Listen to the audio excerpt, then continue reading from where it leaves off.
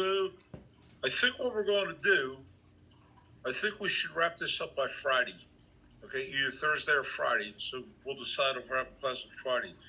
Next week, we will have a review on Monday or Tuesday, and I will make sure that the PSD guys are in on the review. We'll do some test questions, stuff like that. I will notify NCCER that we will take this test next Thursday. Does anyone have a problem with that? No. Now, once you take the test, what's my cat want to do? You want to come out? My cat hides behind my Chromebook, my laptop.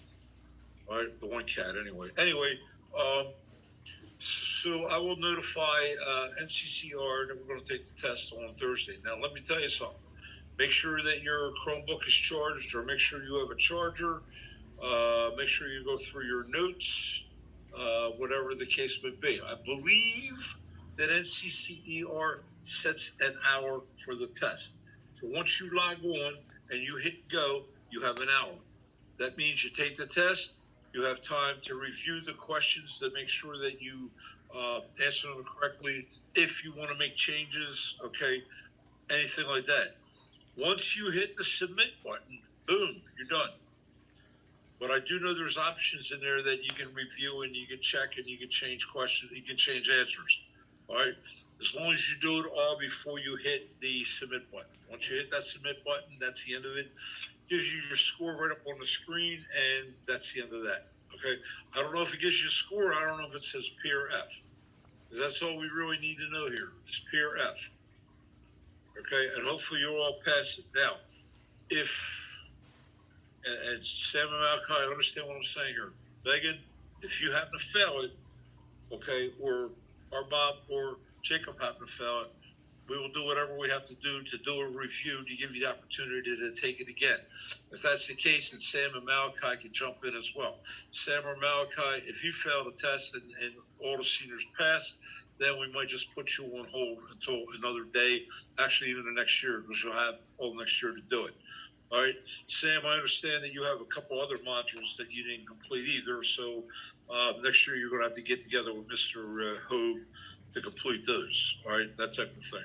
All right, but the goal was to try to get all the seniors so we can get your certifications, and then we'll work from there. I do have to do some other modules with the PSD guys. Sam, if you could send me a list of the modules that you did not complete, then possibly I can tie you in or not tie you in. It depends on where you're at. You don't even know. Okay, well, then you can go back to last year's Power School and check. That's one way of doing it. Okay, you can check through Power School to see if there's anything that you did not get, that type of thing. All right, so let me click this button. How come this isn't coming up? Come on here. There we go. Present now. Right there. Right there. Right there. Hide that. Okay, everybody can see the screen now? Yep. Okay. And if I go here, I'm going to go here. Now we see the page. Is this where we left off, 160? Okay. Yeah. Did we do heat exhaustion and heat stroke? Yeah, we talking about it. We did talk about it. Okay. All right, so heat stroke, heat exhausted. Okay, these happen on a job. If you're working out on a job, make sure you have plenty of water with you. All right, don't work in the shade too long. Don't work in the sun too long. Wear a ball cap. Okay, ball caps are a good way of doing this. All right, that type of thing. All right, and the symptoms here, heat stroke include hot, dry, Okay, but you know what else? And it doesn't say here. But if you're working out in the sun too long, or you're working out in the heat too long, guess what else can happen? Okay, you can get skin cancer. Yeah. Okay, not a good thing. But some skin cancers that are easy to fix, you just cut it out, boom, you're done. Others really get into your skin, and they got to dig, and I understand that one or two of the skin cancers could be life-threatening. So you're working out in a field, you want to make sure that you are protected the best way you can from having that happen to you. All right. So check on mental confusion. Yeah, that's all we need, right? Some guy walking around going like, duh. what's happening, don't know, okay? Or loss of consciousness, all right? And so what you have to do in first aid, now we went over first aid, I didn't go over heat stroke a whole lot, all right, when we did first aid, but you obviously 911, all right, get the victim out of the heat, all right, have the victim lie down, all right, move any objects, okay, because if the patient goes into convulsions or seizures, all right, then they can start hurting themselves, and we don't want that to happen either. All right, now you cool the victim by fanning, or look at this, spraying with cool water. All right, that means just take like a spray bottle or something. Don't take a bucket of water and pour a bucket of water on them. You're going to drown. All right. Other than other things, that is not going to help. Just cool them a little bit at a time. Try to cool the body to get coolness in them. All right, now what happened to my? There it is. All right, somehow that stopped working. All right, that type of thing. All right, cold stress. Cold stress is the opposite of heat stress, right? You might be working out in the cold. The most important thing you need to do when you're working in the cold is you want to make sure that you have gloves on, right? Has anybody ever experienced frostbite? No. No? Well, let me show you. Look at that. Look at that. Pretty, right? Wow. Look at this. Huh? Seriously? Right? That's frostbite, people. You can lose your fingers and stuff. Okay? You can lose your fingers for frostbite. Here you go. Look at this guy. This guy lost some fingers.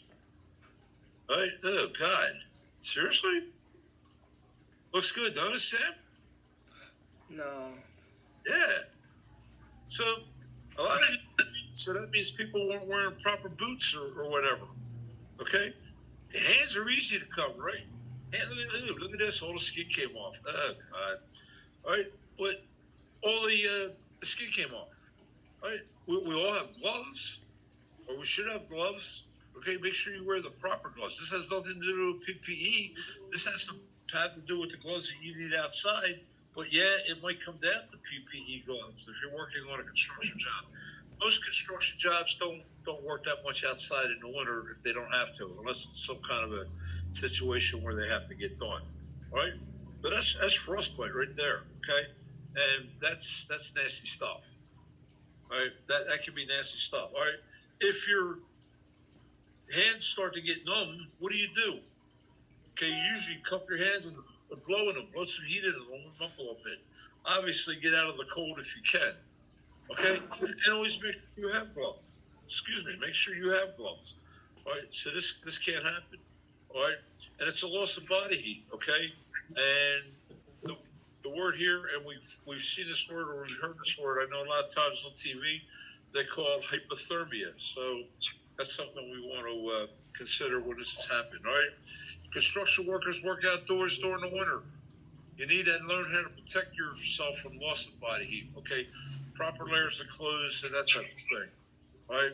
Outdoors and indoors in mild weather, cold, pays to dress in layers. Does everybody know what layers means? Layers means that don't put on one real big heavy-duty coat.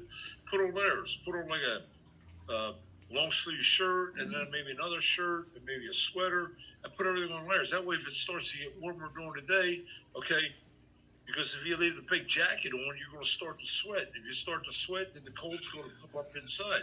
If you have layers of clothing, all right, you can take one layer off at a time until you are appropriately dressed. All right, my wife and I went to Iceland a couple of years ago. That's what we did. We took not real heavy clothing, but we took medium weight clothing that we could put one piece over another piece. That way, if it got too warm during the day, we took it off. I think the highest temperature was like 32 one day. The average temperature was about 24, which wasn't bad because it could have been colder. But you know, if you're not used to that every day, well, that's something you have to work with. All right, frostbite. Okay, I just showed you what frostbite is. All right, lifelong effects. Yeah, it does. You got to start breaking off your feet, breaking off your fingers. That's not a good thing. All right, so never rub the affected area. All right, you can damage the skin more. All right, after the affected area has been warmed, it may become puffy and blistered. Well, you're not going to try to shoot this at all. If someone gets frostbite, you're going to call 911. You're going to go to a facility and let them deal with what has to be done for frostbite. All right. Same with hypothermia. All right. Look at this. Fatal. Does everybody know what fatal means? Like death. Like dead. Yeah. Okay. Do you want to die on your job site? I don't. Okay. I don't want to die. So potentially fatal conditions. Okay. You do not have to be in below freezing temperatures to be at risk for hypothermia. Okay. It can happen on land or in water. Okay. And hypothermia is gradual, go unnoticed until it's too late. So if you know you'll be working outdoors for an extended period, okay, work with a buddy. Well, yeah. You should work with someone all the time anyway, in case something happens, the best you can. All right. At the very least, let someone know where you'll be. Okay. We had a situation once at not Taste Cake, at a meat plant I used to work at. We had shacks up on the roof that had hydraulic pumps for some of the equipment inside the building. And there was a guy assigned to go up and check these hydraulic pumps twice a week, make sure they had enough oil, make sure they were running properly and stuff like that. That was his job. Well, one day we're sitting down to lunch and we're talking, and we realized he wasn't with us for lunch, and somebody remembered to see him in the middle of the morning. So everybody's thinking, where's he at? So we all got up at the same time, and we went up and out onto the roof. And lo and behold, we found him on the roof. He tripped on a pipe up there, and he broke his leg.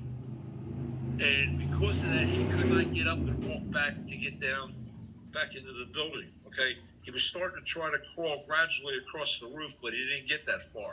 All right, and it was snowing out. It was snowing out. So the first thing we did, we went in and got some heavy clothing and stuff and wrapped it around him to try to keep him warm. And actually, there was a shack close by. So once we splinted up his leg, we drug him back into the shack, okay, to try to get him warm until 911 people showed up, and they put him on a stretcher. We had to carry him off the roof. But he was up on that roof by himself. And if we didn't realize at lunchtime that he was missing, okay, he could have possibly, froze to death. Anything could have happened. All right. So it's a real thing that happens. What did we do about that after that? All right.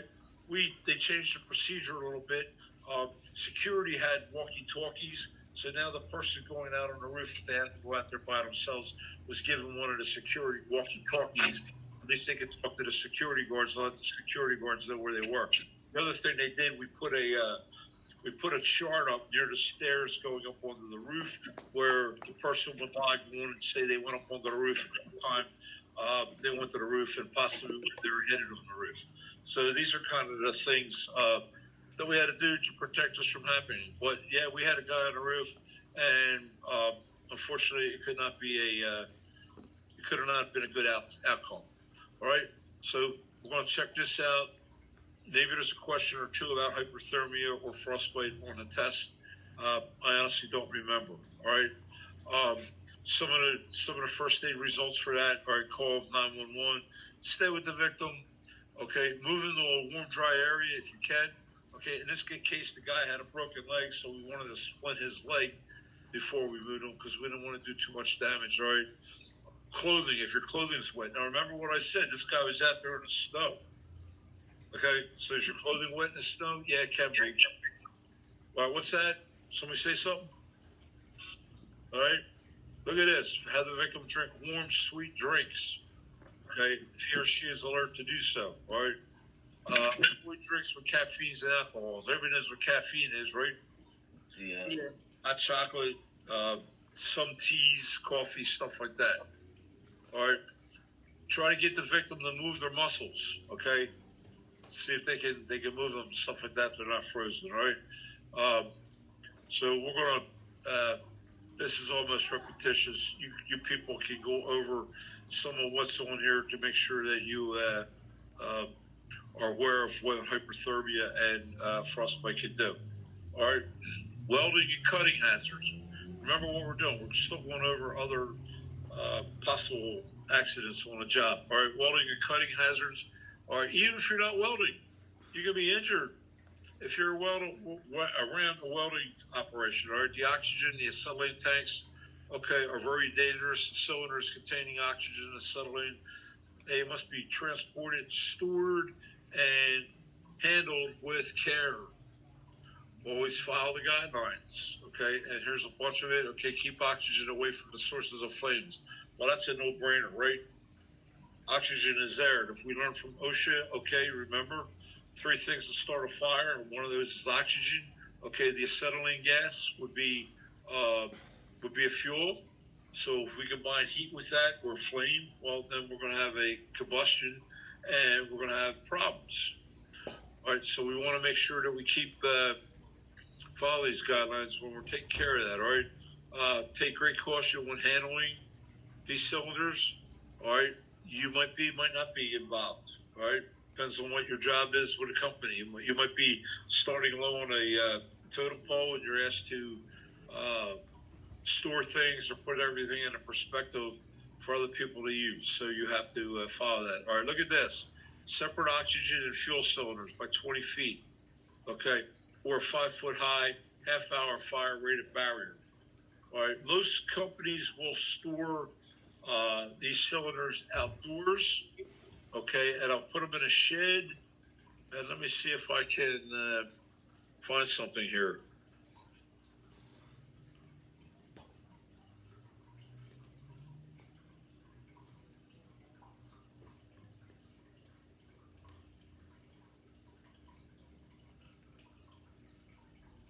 No images? Heavens, it has to be images. Okay.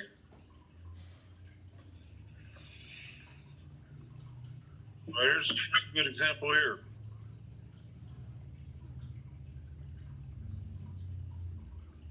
What happened? So what I wanted. Oh, I didn't get what I wanted here.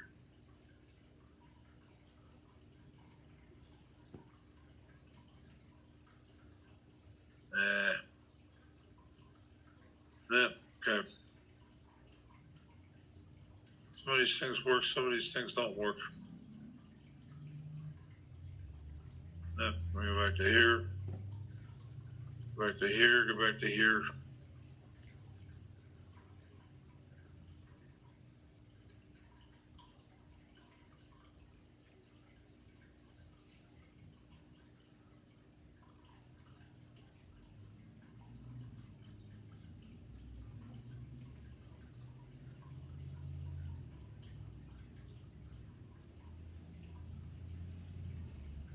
I'm trying to find a storage. What we used to do was we built a little shack out of cinder block, and we made a 5-foot wall cinder block, so the oxygen, the acetylene gases were on one side and the oxygen was on another side. Okay, thus keeping them separated. That's what I was trying to find, some kind of a storage area like that you could see and understand what I'm talking about. And apparently we're not going to find one. So that's okay.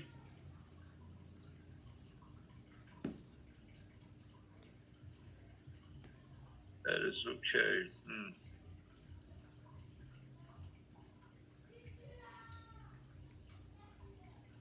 Okay, we could go on forever and ever. I'm not going to worry about it. Okay, but the idea is that you want to keep the 2 sets of tanks, okay, separated by 20 feet or by 5-foot high half-hour fire-rated barrier. Well, if it's a cinder block, then it is fire-rated for, I think it's 2.5 hours. So that's more than what you need. All right, secure the cylinders so they cannot tip over or fall. Okay. When we used to have a cylinder inside the building, we would put it next to a wall, and we would have a chain connected to the wall and put a chain around the cylinder, so if someone bumped into it, the cylinder is not going to fall on its own. Okay, it kind of keeps it supported to the wall. So that's what we kind of did with that. All right. Obviously, if you're welding, okay, don't know that you're going to be a welder, but proper PPE. But you know what? If you're the low man on a totem pole and you just started with the company and the welder needs to weld, they might ask you to be a spotter. What is a spotter, Malachi? Do you remember? Yeah. What's a spotter? What is like? Do they like guide you to make sure you're going in the right direction? Not quite. Anybody? Can you repeat that? What's a spotter? I'm not sure. Not sure. Okay, remember yesterday we talked about the tint on the glasses that the welders use? Yeah.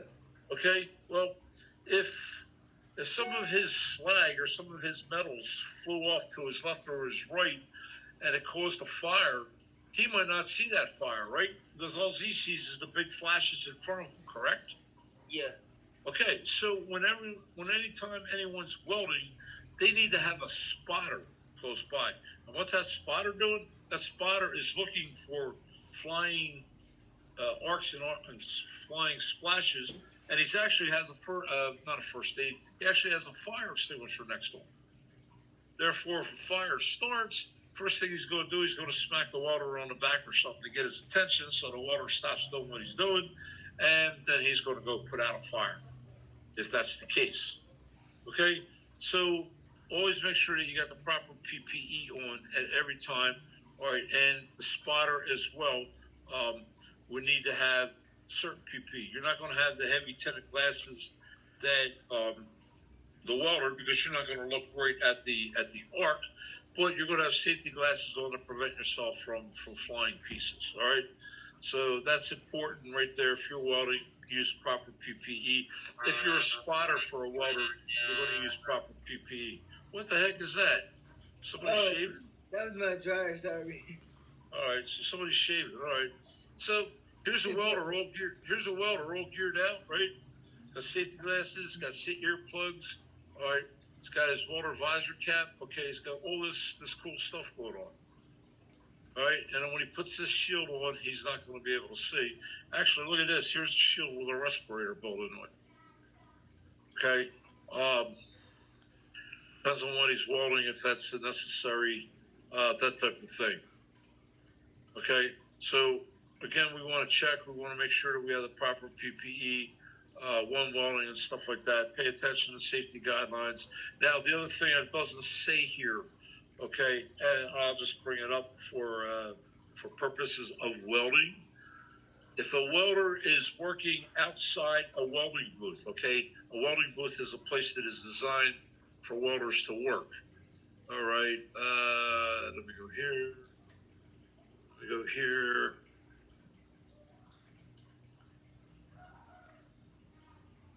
Okay, these are booths that are designed for welders to work. Okay, well, every once in a while they might have to go out onto the floor, okay, or weld a piece of equipment out on a working floor. So to do that, okay, they have to do one of these jobs.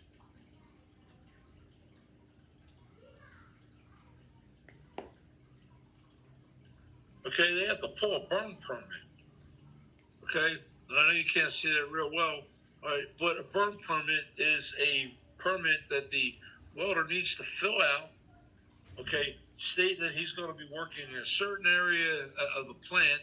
Okay, and then the supervisor of that area needs to sign off on this, and he has to make sure that the area is clear of anything that could possibly flame up.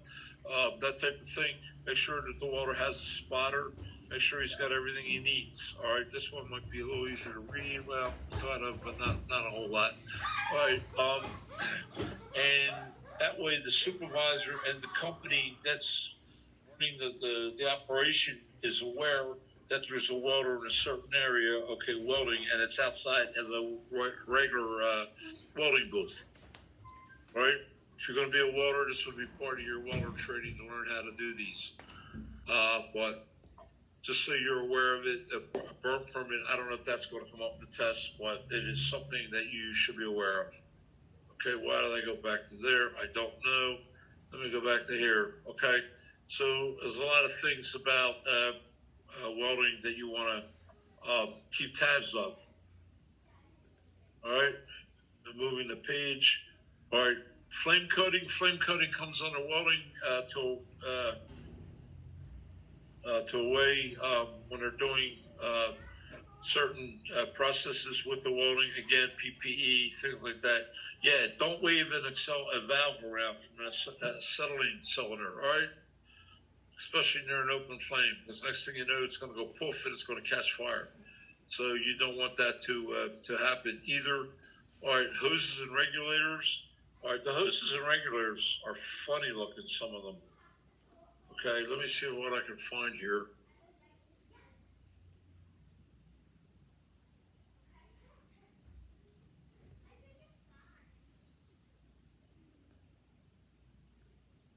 Okay, that is welding hoses, all right? And they got valves and regulators and stuff on them. Okay, make sure you keep these in good shape. All right, make sure you keep these in good shape. And you know what? Now that I'm thinking about this, something I noted has been in a test in the past. And because I'm not a welder, I can't think of the whole thing. Always use the proper hose. Fuel goes. All right, here you go. Make sure you know this because this has been in the test in the past. Use the proper hose. The fuel gas hose is usually red or sometimes black. It has a left-hand thread nut for connecting to the torch. The oxygen hose is green and has a right-hand thread nut for connecting to the torch. Okay, so oxygen, it's a green hose, okay, and it's righty-tighty, lefty-loosey, just like a normal anything that you're screwing on. You screw it on righty to tighten it, you back it off by going left. Righty-tighty, lefty-loosey. Do we all remember that? We should. Okay, that is a normal valve that we're used to. Now, the fuel valve or the gas valve, which is black or red, I've seen a red one.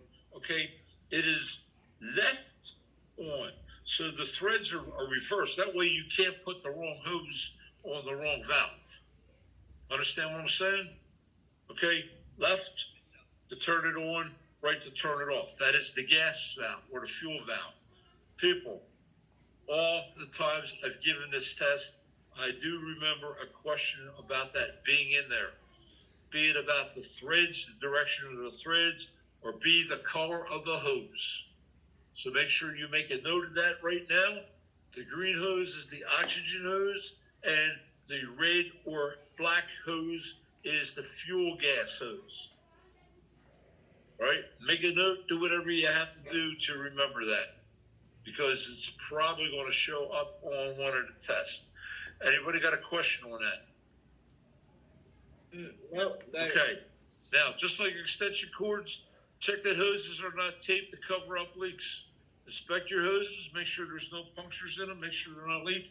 You do not use duct tape to tape up a leak in a hose. Okay, it's gas coming out of there, people.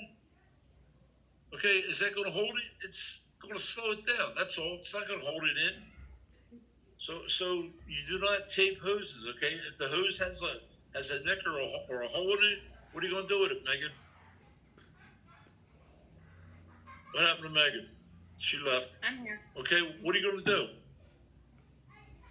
Can you repeat it? Yeah, if the hose has a nick or cut in it. Oh, don't use it. Go to someone that can replace it. Okay, report it. You're going to report it to the supervisor, okay? And you're going to find out how you get a new hose into the system, all right? Never use a hose that has cuts or necks. Remember, righty-tighty, lefty-loosey for the green hose. And what's the green hose, Sam? Oxygen. Oxygen. And the red hose or the black hose is the gas, and that is a left on, right off. So it's reversed. So make sure you remember that as you're going along with this process. All right, that type of thing. Okay, I'm pretty sure that we'll probably see a question like that on the test. All right, and here's a cylinder. It's on a cart. Okay, this cylinder's on a cart. This is a lot of water's movies around when they have to. Okay, and it's showing you all the parts, the regulators, the arrestors, the hose connections. All right, an arrestor. All that is keeps the gas or keeps the flame from going inside the tank, and in case something happened and there's a flame crawling up. Right. Last thing we want is a fire or an explosion. All right, hose connections right here. All right, showing you the different regulators. Okay, that type of thing. All right, an arrestor is nothing more than a preventive way of keeping the from a flame or the heat from back flashing into the tank. Now here you go, right here. All right, here's a hose. What kind of hose is this, Malachi? Where's Malachi? Malachi left. How about Sam? What kind of hose is this, Sam? My mic was muted. Sam, what kind of hose is this? I'm not sure. You're not sure, Megan? What is it? Yeah, why? How do we know that? Because it's green. Because it's green. Yeah. Okay, it's green. All right, look right here. There's a red hose, right? Yeah. So this one's the green hose. We know this is the oxygen. It's a green tank, right? And this is the red hose. Right? So that's one way, right? This is a no-no. Okay? This is a no-no. We do not take those. What probably happened here at this fitting, where the fittings are, the fittings probably started to wear off. The hose started probably backing away from the fitting. Okay? So this is what happens at that point. All right? So we want to prevent that by taking it out of service and replacing it with the proper piece is what we need to do here. Okay. All right, we got a lot of ways to go. Okay. Let me back up. All right. So the regulators, et cetera, down here with welding. Okay. Never use pliers or channel locks to install or remove regulators. See this here? Yeah. See the kind of nut? It's a square nut, right? So you would use a wrench. You would use either an adjustable wrench or a box wrench to use that. Why don't you want to use pliers? Because you'll start stripping the corners on the nuts, and you start stripping the corners on the nuts, then at some point you're not going to be able to get it on, or you're not going to be able to get it tight enough putting it on. So it's important to use the right tool to break that down, that type of thing. Okay, work areas. Before beginning your cutting or welding operation, check the areas for fire hazards. All right, and sparks can fly 30 feet or more and can fall several floors. Okay, a cutting or welding operation, check for fire hazards. Cutting sparks can fly 30 feet or more.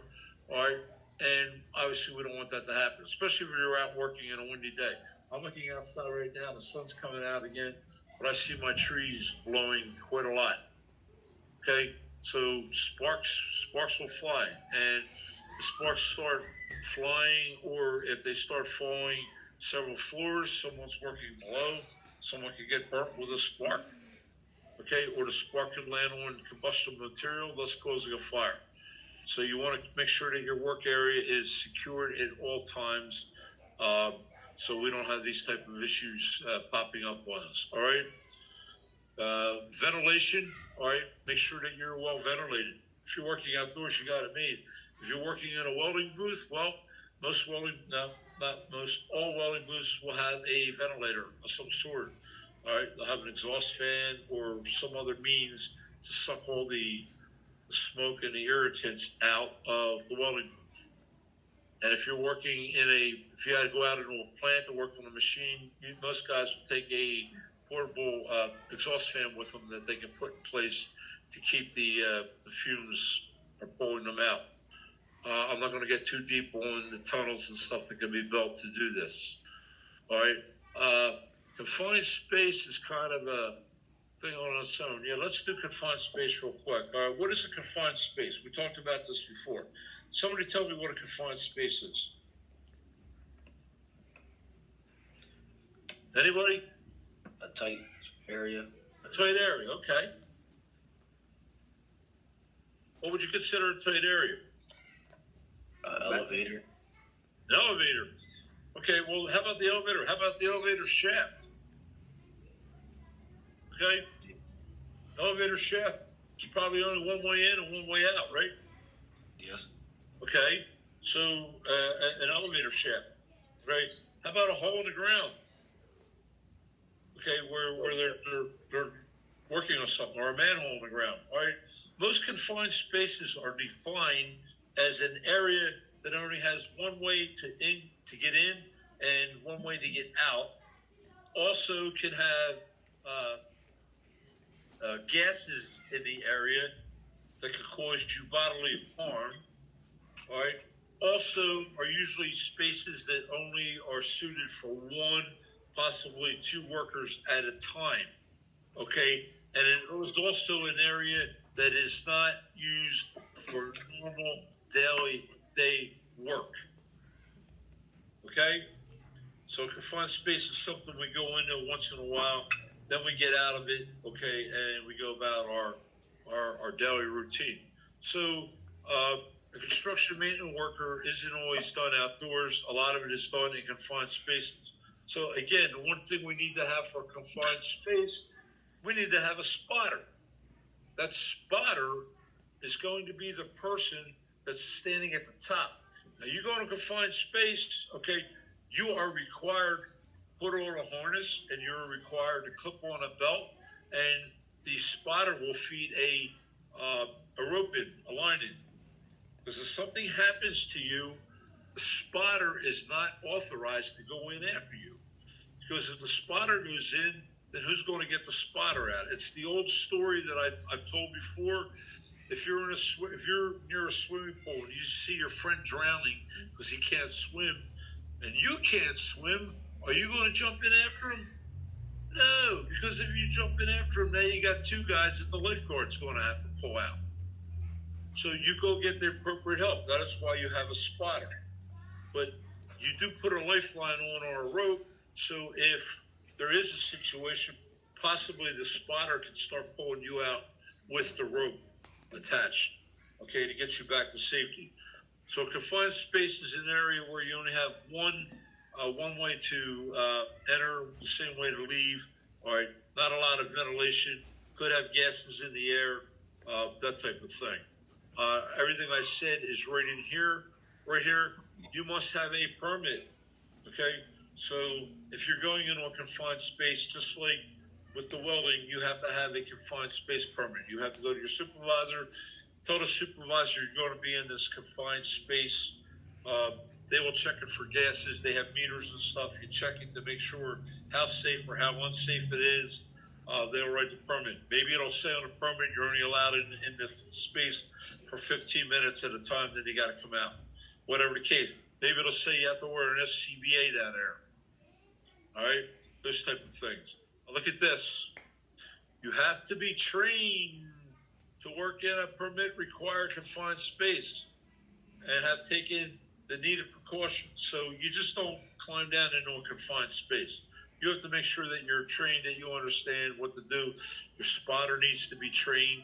And the other thing that has to take place is the fact that the employer needs to make sure that he has a rescue plan in place, just in case. Okay, and that rescue plan will probably mean that there's a group of guys that are trained to go in and pull someone out of a confined space, put on the proper SCBAs, put on the proper PPE, stuff like that to get in there, get the person out. All right. So it's important that we understand what a confined space is or what a confined space could be. Okay.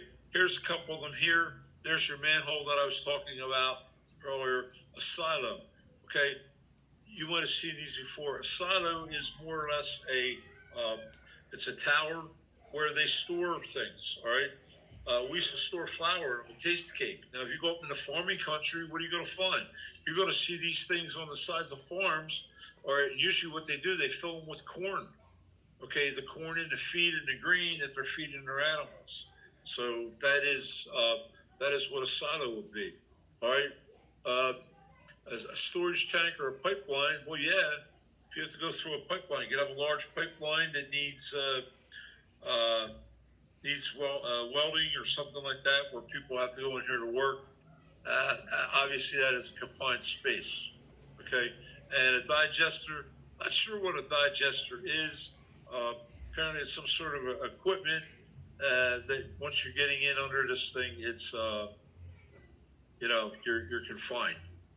So these are all types of confined space. We had one across the street. I forget if it was this class or the class before you.